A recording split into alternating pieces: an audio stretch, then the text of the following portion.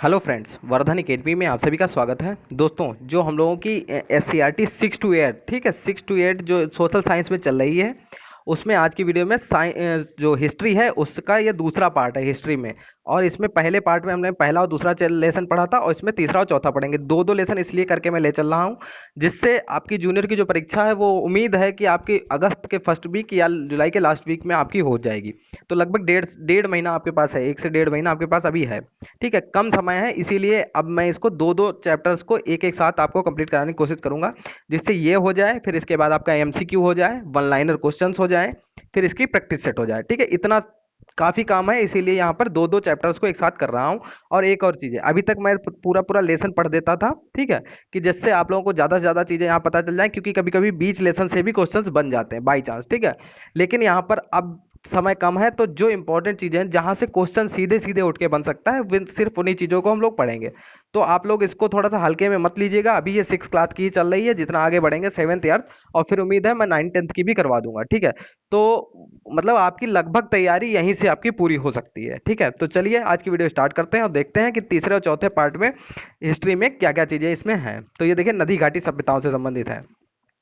यहां से देखिए, हड़प्पा सभ्यता लगभग 2500 ईसा पूर्व से 2500 ईसा पूर्व से 1520 ईसा पूर्व। ठीक है, हड़प्पा काल का जो समय है उसको यहाँ पर आप लोग नोट कर सकते हैं, हड़प्पा काल का ये समय है। ठीक, आगे देखते हैं, पुराने शहरों की खोज। अब देखिए, ये पूरा कहानी पढ़ने से कोई मतलब नहीं है, जो मेन मेन क्वेश्चंस हैं जिससे क्वेश्चंस बन सकते हैं सिर्फ उनको देख लेंगे, और कहीं कहीं पे थोड़ा बीच में पढ़ भी लेंगे। तो अभी तक पूरा लेसन ही पढ़ रहे थे, ठीक है, और आप लोग इसको थोड़ा सा स्किप कर करके देखें, लेकिन इसको देखें जरूर पूरा। ठीक है, मोहनजोदड़ो का मतलब है मृतकों का टीला, ये क्वेश्चन आपका आता है। ठीक है, यहां से भी नगरीय सभ्यता के अवशेष प्राप्त हुए, क्योंकि यहाँ अवशेष सिंधु घाटी से नदी से प्राप्त हुए, इसलिए इस सभ्यता को सिंधु नदी घाटी की सभ्यता भी कहते हैं। हड़प्पा नामक स्थल से इस संस्कृति के अवशेष सबसे पहले मिले थे, इसलिए इसे हड़प्पा संस्कृति कहते हैं। तो हड़प्पा संस्कृति इसे क्यों कहते हैं? क्योंकि यहाँ सबसे पहले हड़प्पा नामक स्थल से यहाँ के अवशेष मिले थे, इसलिए इसको हड़प्पा सभ्यता कहते हैं। अब देखिए, सड़क एवं नालियां, ये आपको हड़प्पा सभ्यता में मिली थी। ठीक है, अब इसमें जो बीच में ये चीजें लिखी है इसमें कोई मतलब नहीं है। ठीक है, जो इंपॉर्टेंट चीजें हैं सिर्फ उसको भी देखते चल रहे हैं। अब देखिए, मिलने वाली दूसरी नदियों के घाटी में बसे हुए थे। इस सभ्यता के कुछ क्षेत्र आज पाकिस्तान देश में आते हैं, जैसे रोपड़ नाम की जगह भारत के पंजाब में है। ठीक है, जो भारत में जो जगह है उनको देख लीजिए, जैसे कभी कभी क्वेश्चन आ जाता है रोपड़ कहाँ पर है। ठीक, हड़प्पा कालीन ये सभ्यता से संबंधित ये जगह है रोपड़। ठीक है, ये वर्तमान में कहाँ है? भारत के पंजाब राज्य में। कालीबंगा कहाँ है? वर्तमान में राजस्थान में। ठीक है, और लोथल कहाँ है? गुजरात राज्य में। ठीक, तो इन चीजों को आपको पता होना चाहिए, इससे संबंधित क्वेश्चन अक्सर पूछे जाते हैं। ठीक, अब अब देखिए, गांव में शहर की सड़कें गांव की गलियों की तरह टेढ़ी मेढ़ी नहीं थी, बिल्कुल सीधी थी। इससे कोई मतलब नहीं आते, बस ये है कि पूरा शहर व्यवस्थित था।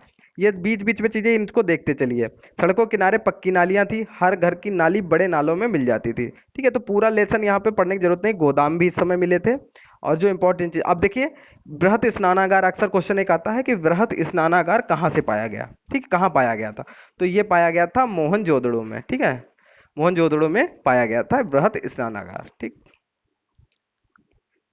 अब देखिए, कांसा, तांबा और जस्ता को मिलाकर बनाई गई धातु। अक्सर क्वेश्चन ये भी आता है कि कांसा किन दो धातुओं को मिला के मिश्रण से बनाई जाती है, या किन दो धातुओं के मिश्रण को मिलाकर कांसा तैयार किया जाता है। तो वो बनाया जाता है तांबा और जस्ता को मिलाकर। ठीक है, इसी तरीके से जो इंपॉर्टेंट है, जिससे सीधे सीधे क्वेश्चन, मतलब वन लाइनर तो आना नहीं है, मल्टीपल चॉइस आना है, तो जिससे क्वेश्चन बन सके सिर्फ उन्हीं चीजों को देखेंगे। तो इसको थोड़ा सा सीरियसली लीजिए, इसको देखते रहिए। अब मेसोपोटामिया वर्तमान में कहां पर है? ठीक है, तो यह है इराक। ठीक है, वर्तमान में ये क्या है? इराक। ठीक, मेसोपोटामिया। नेक्स्ट है, आगे देखते हैं। सिंधु घाटी के लोथल क्षेत्र में मिले बंदरगाह के अवशेषों से पता चलता है कि ये लोग नदी या समुद्र से व्यापार करते थे। लोथल मुख्यतः व्यापारिक नगर रहा होगा, क्योंकि यहाँ से बंदरगाह, गोदी, मोहरे तथा गोदाम के अवशेष मिले हैं। अब देखिए, इससे कोई मतलब नहीं है, मोहरों से कोई मतलब नहीं है। देवी देवता, अब इस युग में ज्यादातर देवी देवताओं में जिनकी पूजा होती थी, वो एक तो मातृ देवी थी, दूसरा पशुपति थी। ठीक है, पशुपति। अब यहाँ पे देखिए, पत्थर के चौकोर पट्टे पर एक आकृति के सिर पर भैंसे के सींग का चित्र है, इसके चारों तरफ कई जानवर बने हैं, या कोई देवता होंगे, संभवतः सिंधुवासी इन्हें पशुओं का देवता मानकर पूजते थे। तो ये देखिए, यहाँ पर इसके बारे में कह रहे हैं। ठीक है, मातृ देवी और पशु पशु देवता, तो पशु, इन्हीं दोनों की यहाँ पूजा होती थी। अब देखिए हड़प्पा और भी जानिए इसमें। देखिए यह सभ्यता कांस्य युगीन थी, तो हड़प्पा सभ्यता क्या थी? कांस्य युगीन थी। ठीक है, कांस्य का यहाँ पर प्रयोग बहुत हुआ था। सिंधु सभ्यता विश्व की प्राचीनतम सभ्यताओं में से एक है तथा यह भारत की पहली नगरीय सभ्यता थी। भारत की पहली नगरीय सभ्यता कौन सी थी? सिंधु घाटी सभ्यता। सबसे पहले कपास पैदा करने का श्रेय भी सिंधु सभ्यता के लोगों को ही जाता है। तो इस टाइप के क्वेश्चन आते हैं। सिंधु सभ्यता के लोगों ने सूरती कपड़ों का प्रयोग किया था, करते थे। अब यहाँ पे सबसे इंपॉर्टेंट चीज, सभी भारतीय लिपियां बाएं से दाएं लिखी जाती हैं, लेकिन हड़प्पा की लिपि दाएं से बाएं लिखी जाती है। ठीक है, हड़प्पा की अगर क्वेश्चन कभी आ जाए कि हड़प्पा की लिपि किधर से किधर लिखी जाती है, तो दाएं से बाएं लिखी जाती है। ठीक है, तो इस बार मैंने कोशिश की थी कि जो इंपॉर्टेंट चीजें हैं सिर्फ उन्हीं को यहाँ पे किया जाए। अब देखिए तीसरे लेसन में कुछ खास नहीं था, बस इतना ही था। चौथा लेसन बहुत इंपॉर्टेंट है, वैदिक काल से संबंधित है। इसमें देखिए आर्य, आर्य किसे कहते थे? आर्य का अर्थ होता है श्रेष्ठ या उत्तम। ठीक, श्रेष्ठ या उत्तम। आर्य संभवतः काला सागर और कैस्पियन सागर के पास के मैदानों में रहते थे, वहां से वे फैलते गए और नई नई जगह बसते गए। आर्य गाय, बैल, घोड़ा, भेड़, बकरी आदि पशुओं को पालते थे। उनके पास हजारों की संख्या में पालतू पशु होते थे। ठीक है, तो आर्यों के बारे में ये चीजें हैं। अब देखिए जो इंपॉर्टेंट है वही चीजें यहाँ पे हम लोग देखते हैं। ठीक, आर्यों का आगमन एवं फैलाव। नीचे यहाँ पे देखिए आर्यों की भाषा क्या थी। यह कहना कठिन है कि सारे आर्य लोग एक ही नस्ल के थे। वे इंडो यूरोपियन परिवार की भाषा संस्कृत बोलते थे। अब भी यह अपने बदले हुए रूपों में यूरोप, ईरान व भारत में बोली जाती है। यह तथ्य इन भाषाओं के बोलने के ढंग की है। जैसे देखिए आर्य कैसी भाषा बोलते थे, तो यहाँ पे देखिए यूरोप, ईरान व भारत में अभी भी बोली जाती है, संस्कृत बोलते थे। इंडो यूरोपियन परिवार की भाषा है ये। अब देखिए संस्कृत, फारसी, ये लातिन का मतलब लैटिन। ठीक है, इसमें हिंदी में इन्होंने लातिन लिख दिया यहाँ पे, अंग्रेजी। अब देखिए संस्कृत में पितृ कहा जाता है, फारसी में पिदर कहा जाता है, लातिन में पाटर कहा जाता है और अंग्रेजी में फादर कहा जाता है। तो लगभग देखिए मिलता जुलता है संस्कृत, फारसी, लैटिन और अंग्रेजी में। इसी तरीके संस्कृत में मात्र कहा जाता है, फारसी में मादर कहा जाता है, लैटिन में माटर कहा जाता है और अंग्रेजी में मदर कहा जाता है। ठीक है, तो लगभग मिलता जुलता आपको यहाँ पे मिल जाएगा।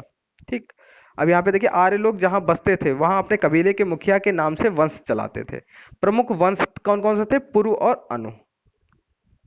आर्य लोग गांव में रहने वाले किसानों को पणी नाम से पुकारते थे, पणी। ठीक है, आर्यों और पणियों के बीच अक्सर लड़ाई हुआ करती थी। आर्य उनको दस्यु कहा करते थे।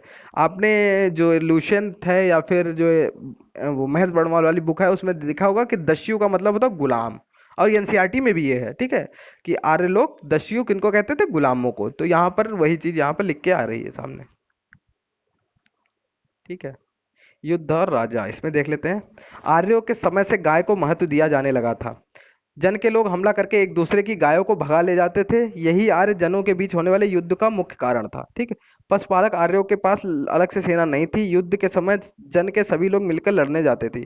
युद्ध की अगुवाई करने के लिए जन का राजा चुना जाता था। जन को युद्ध में विजय दिलाना राजा का काम था। इसके साथ साथ वह कबीले में रहने वालों और उनकी संपत्ति की सुरक्षा करता था। उनका पद वंशानुगत नहीं था। ये नहीं है कि मतलब जो राजा है उसका ही बेटा राजा बनेगा, ऐसा कुछ नहीं था उस समय। ठीक है, यज्ञ और वेद। आर्य लोग प्रारंभ में अपनी आवश्यकताओं की पूर्ति के लिए देवताओं को प्रसन्न करने के लिए स्तुति पाठ करते थे, बाद में यज्ञ करने लगे। यज्ञ का कार्य पुरोहित करवाता था। यज्ञ सामूहिक हुआ करते थे जिसमें पुरुषों के साथ महिलाओं की भी सहभागिता होती थी। यज्ञ में कार्य की सफलता के लिए भेंट व चढ़ावे के साथ साथ देवी देवताओं की प्रशंसा में वेद के मंत्र गाए जाते थे। अब यहाँ पे देखिए इंद्र आर्यों के सबसे प्रिय देवता थे जो उन्हें युद्ध में विजय दिलाते थे। ठीक, आर्यों के जो प्रिय देवता कौन से थे? इंद्र। अब यज्ञ के समय ब्राह्मण वेद मंत्रों का सस्वर पाठ करते हुए आग में घी डालते थे। ये मंत्र संस्कृत भाषा में थे जिन्हें मंत्र या ऋचा कहा गया। ऋचाएं आपने अगर लुसेंट सही से पढ़ी होगी तो उसका पहले ही दूसरे पेज पर ही ये मिल जाएगा आपको। ये मंत्र ऋग्वेद में मिलते हैं। ठीक है, इनको ऋचाएं कहा जाता है। ठीक, अब देखिए आगे देखिए ऋग ऋग्वेद में ही प्रसिद्ध गायत्री मंत्र की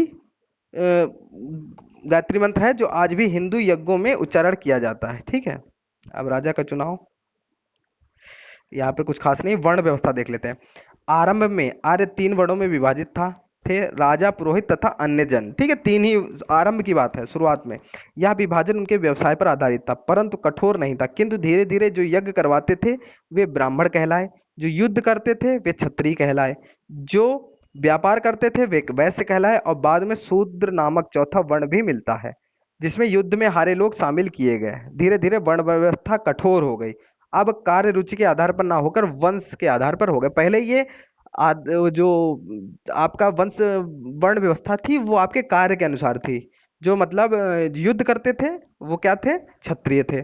जो यज्ञ करवाते थे वो ब्राह्मण थे, ठीक है। जो व्यापार करते थे वो वैश्य थे, और जो मतलब थोड़ा सा मतलब जो काम साफ सफाई या उसका करते थे वो लोग शूद्र कहलाते थे।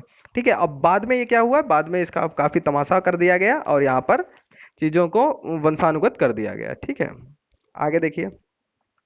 जैसे मान लीजिए अगर वर्तमान समय में यही वही पुरानी वर्ण व्यवस्था होती तो जो शिक्षक बनते वो सारे ब्राह्मण कहलाते। वो ये नहीं है कि किसी धर्म से, अगर इस समय तो पता चला ब्राह्मण क्षत्रिय वैश्य शूद्र सभी होते हैं शिक्षक। अगर उस समय जो भी शिक्षक होता वो सारे आपके ब्राह्मण में अपने आप हो जाते, ऐसा कुछ नहीं है। ठीक है। आगे देखिए।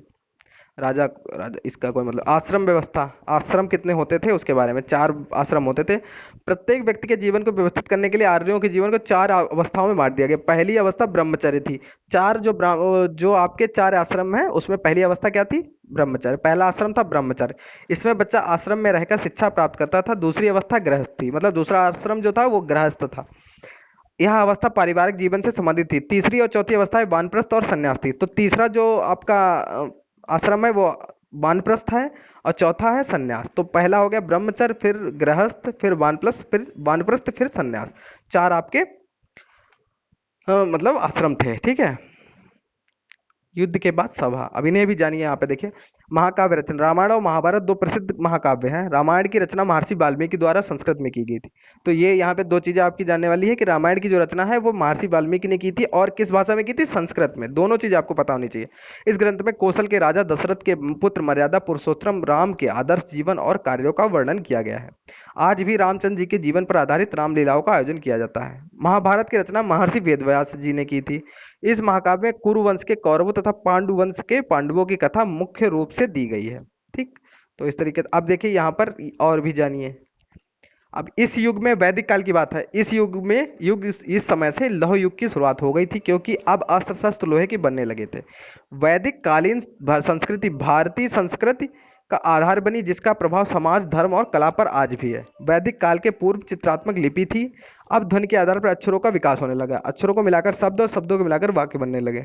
राजा, पुरोहित, मंत्री, पथ प्रवर्तक, दार्शनिक और योद्धा भी था। वेतन सोना चांदी अन्य वस्त्र या प्रशुद्धन के रूप में दिया जाता था। ये चीजें यहाँ पर इंपॉर्टेंट थी।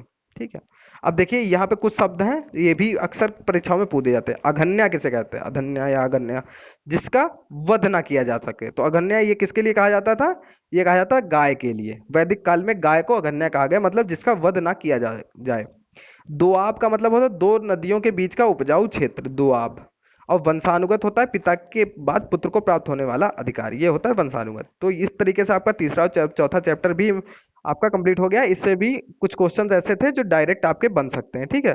तो इसी तरीके से अब आगे भी क्लासेस इसकी जो है, जो जल्दी से जल्दी इसको कंप्लीट कराने की कोशिश करूंगा, कि मतलब आपके ज़्यादा समय ना लगे, और कोशिश करूंगा कि 10 से 15 दिन में ही ये इसको बहुत जल्दी से खत्म कर दूं, जिससे कि हम लोग आगे बढ़ सके, वन लाइनर, एमसीक्यू और जो प्रैक्टिस सेट है उसको कंप्लीट कर सकें। ठीक है। तो दोस्तों आज की वीडियो में सिर्फ इतना ही। मिलते हैं अपनी नेक्स्ट वीडियो में, तब तक के लिए नमस्कार।